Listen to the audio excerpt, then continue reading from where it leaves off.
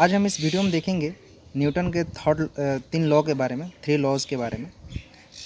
हम डिस्कस करेंगे एक एक लॉ को और क्या है सबको समझेंगे, डिफरेंट टाइप्स ऑफ एग्जांपल्स लेकर के समझेंगे कि आखिर न्यूटन्स ने तीन लॉ बनाए हैं तो उनके आधार क्या हैं, सिद्धांत क्या हैं, और इसके बेसिस पर हम पूरा एक मैकेनिकल फिजिक्स जो सेटअप है उसको समझने का ट्राई करेंगे।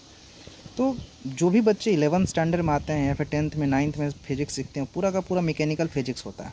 आप ग्रेविटी वाला चैप्टर पढ़ते हैं, आप रोटेशनल मोशन पढ़ते हैं, ट्रांसलेशन मोशन हुआ, प्रोजेक्टाइल मोशन हुआ, काइनेमेटिक्स हुआ, जितने भी सब के सब मैकेनिकल इंजीनियरिंग के एग्जांपल्स हैं। तो मैकेनिकल इंजीनियरिंग में आपको सबसे पहले न्यूटन्स के लॉज क्लियर होने चाहिए। तो न्यूटन ने जो तीन लॉ दिए उनमें से जो सबसे पहला लॉ है उसका ये नियम है कि अगर कोई बॉडी मोशन में है तो तब तक मोशन में है इन द सेंस कि वो गति में, उसके पास कुछ गति है, तो तब तक गति में रहेगा जब तक उसके ऊपर कोई अननेसेसरी बाहर से एक्सटर्नल फोर्स उसके ऊपर नहीं अप्लाई किया जाता है। और एक बॉडी तब तक रुकी हुई रहेगी जब तक उसके ऊपर कोई बाहर से एक्सटर्नल फोर्स नहीं अप्लाई किया जाता है। तो सेम चीज़ है, कोई बॉडी रुकी हुई है तो तब तक रुकी रहेगी। जैसे कोई एक ऑब्जेक्ट है, एक रुका हुआ चीज़ है, कोई पत्थर है, कोई बॉल है, कोई एक शॉर्टपुट है, वो तब तक मोशन में नहीं रहेगा जब तक आप उसके ऊपर कोई फोर्स अप्लाई नहीं करते। और जैसे ही आप उसके ऊपर कोई फोर्स अप्लाई करेंगे वो तुरंत मोशन में आ जाएगा।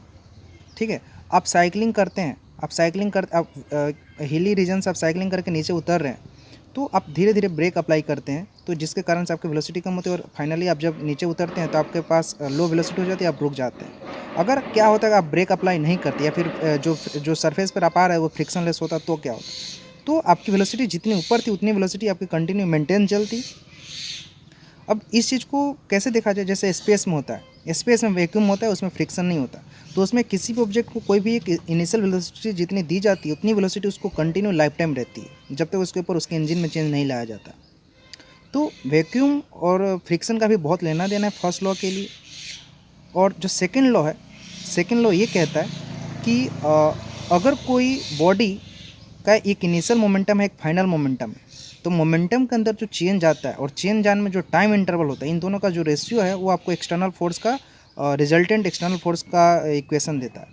मीन्स कि the rate of change of momentum of a body with respect to the given time will always give you the applied force.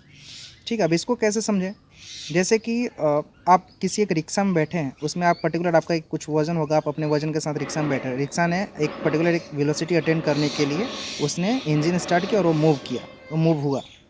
अब आपकी जगह पर कोई एक हैवी बॉडी को उसके अंदर रख दिया जाए जिसके अंदर बहुत ज़्यादा मास हो, ठीक है। अब उसको मूव करने के लिए इंजन को ज़्यादा ज़्यादा वर्क करना पड़ेगा, ज़्यादा फोर्स अप्लाई करना पड़ेगा मूव होने के लिए। तो क्या होता है कि इंजन ज़्यादा अमाउंट में फ्यूल खर्च करेगी और फिर मूव होने का ट्राई करेगी। तो इससे क्या मालूम पड़ा कि जो लेस अमाउंट ऑफ मास था तो उसमें कम फोर्स लगा, और ज़्यादा अमाउंट ऑफ फोर्स था, ज़्यादा अमाउंट ऑफ मास था तो उसमें ज़्यादा फोर्स की ज़रूरत पड़ी सेम वेलोसिटी अटेन करने के लिए। तो इससे ये मालूम पड़ता है कि the rate of change of momentum क्या है, आपका मास इंटू वेलोसिटी है। वेलोसिटी कांस्टेंट रख दीजिए, मास बदलते जाइए, आपको फोर्स में चेंज मिलेगा। या फिर मास कांस्टेंट रखे, वेलोसिटी बदलते जाइए सेम टाइम इंटरवल के लिए, तो आपको फोर्स सेम बदला हुआ फोर्स मिलेगा। तो इस तरीके से सेकेंड लॉ वर्क करता है। अब सेकेंड लॉ के एग्जांपल्स में आप देख सकते हैं कि कार, बस, ट्रक, बाइक जितने भी हैं जो स्टार्टिंग में इनिशियल वेलोसिटी से फाइनल वेलोसिटी जब अटेन करते हैं तो उसमें उनके बीच में पर्टिकुलर एक टाइम में उनको फोर्स अप्लाई करना पड़ता है। तो ये सेकेंड लॉ के एग्जाम्पल्स हैं। थर्ड लॉ क्या बोलता है कि every action has equal and opposite reactions. Means कि अगर आप किसी ऑब्जेक्ट को पर्टिकुलर एक अमाउंट में वेलोसिटी या फिर एक फोर्स अप्लाई करते हैं, वो रिटर्न में आपको उतना ही फोर्स अप्लाई देता है। ये न्यूटन का तीसरा लॉ था। तो इसके जो बेस्ट एग्जांपल्स हैं वो है कि अपना रॉकेट लॉन्चिंग के टाइम में जो हम फ्यूल खर्च करते हैं, जो फ्यूल बर्न करते हैं, वो fuel in the form of thrust नीचे के साइड आता है और नीचे के साइड से बर्न आउट होकर के नीचे आता है, और उसके वजह से जो थ्रस्ट क्रिएट होता है, थ्रस्ट अब ऊपर अपवर्ड डायरेक्शन में रॉकेट के ऊपर फोर्स अप्लाई करता है। मीन्स एक काम डाउनवर्ड साइड हुआ तो ठीक उसका अपोजिट काम अपवर्ड साइड हुआ। दूसरा एग्जांपल है बोट वाला। आप किसी नदी में गए होंगे, आप किसी बोट में चढ़े होंगे, बोट से जब आप उतरते हैं तो आपके पैर से एक फोर्स लगता है बोट के ऊपर और बोट धीरे से थोड़ा सा पीछे जाती है और आप आगे आते हैं, ज़मीन किनारे पर आते हैं। और इसके और भी एग्जांपल्स हैं। एक और एग्जांपल है, जो क्रिकेट खेलते हैं वो लोग दीवार पर ऐसे बॉल फेंकते हैं तो वो दीवार वापस से उतनी ही अमाउंट ऑफ फोर्स लगा करके उनको रिटर्न वो बॉल दे देती। ठीक है। तो न्यूटन के तीन लॉ ऐसे काम करते हैं। और सबसे ज़्यादा जो एप्लीकेशन न्यूटन के थर्ड लॉ का यूज़ किया जाता है। न्यूटन के थर्ड लॉ का यूज़ करके अपने जो बंदूक राइफल्स की मैकेनिज़्म है उसको बनाई गई है। आप जितने अमाउंट में आप जो उसके जो जितना अमाउंट ऑफ फोर्स अप्लाई करते हैं अपने फिंगर से उसके पॉइंट पर, उतने अमाउंट में जो बुलेट आगे के स्पीड से निकलती है उसके पास जो मोमेंटम गेन होता है वही मोमेंटम आपको रिवर्स डायरेक्शन में भी मिलता है मोमेंटम कंजर्व करने के लिए। इसलिए आपको हाथ में जर्क लगता है, एक झटका लगता है पीछे के साइड।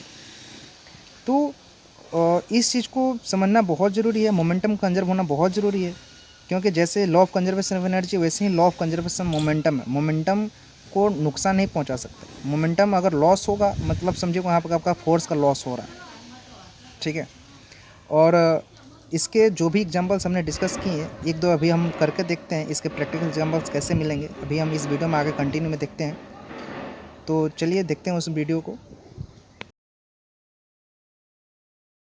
मेरे पास एक रोलिंग बॉल है, इसको एकदम स्फेरिकल है, स्मूथ है, तो इसको हम इस सरफेस पे रोल करके देखेंगे और सामने से एक एक्सटर्नल फोर्स अप्लाई करके इसको रोकने का ट्राई करेंगे इस फर्स्ट एग्जांपल्स को समझने के लिए। तो ये हमने अप्लाई कर दिया इसके ऊपर एक एक्सटर्नल फोर्स, ये मूव करता गया, रोकने पर ये रुक गया है यहाँ पे। फिर से इसको फोर्स अप्लाई करते हैं इसके ऊपर, ये गया, चले जा रहा है। ये तब तक नहीं रुकेगा जब तक इसके ऊपर हम बाहर से कुछ ऐसा ऑब्स्टेकल कहीं डाल देते हैं।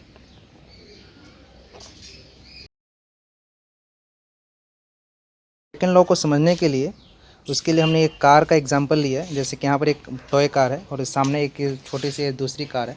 तो अब यहाँ से हम देखेंगे कैसे इस हेवी कार का जो मोमेंटम है कैसे उस कार को ट्रांसफ़र होती है और पर्टिकुलर टाइम इंस्टेंस के ऊपर लगेगा, मतलब इसके ऊपर एक फोर्स लगेगा और फिर आगे कैसे मूव होती है। तो इस चीज़ को देखते हैं। तो यहाँ से इस कार को हमने दे दिया, यहाँ से कुछ हमने इसकी वेलोसिटी दे दी, उसके बाद से उस कार को वहाँ से वेलोसिटी मिली और इतने डिस्टेंस तक, मतलब यहाँ से लेकर के यहाँ तक इसके ऊपर फोर्स लगा और इस फोर्स के कारण वो यहाँ से मूव होकर के यहाँ तक पहुँच गया है। तो ये सेकेंड एग्जाम्पल्स को समझने के लिए काफ़ी है। न्यूटन का थर्ड लॉ को समझने के लिए जो कहता है कि every action has equal and opposite reaction, उसके लिए हमने ये बॉल लिया है।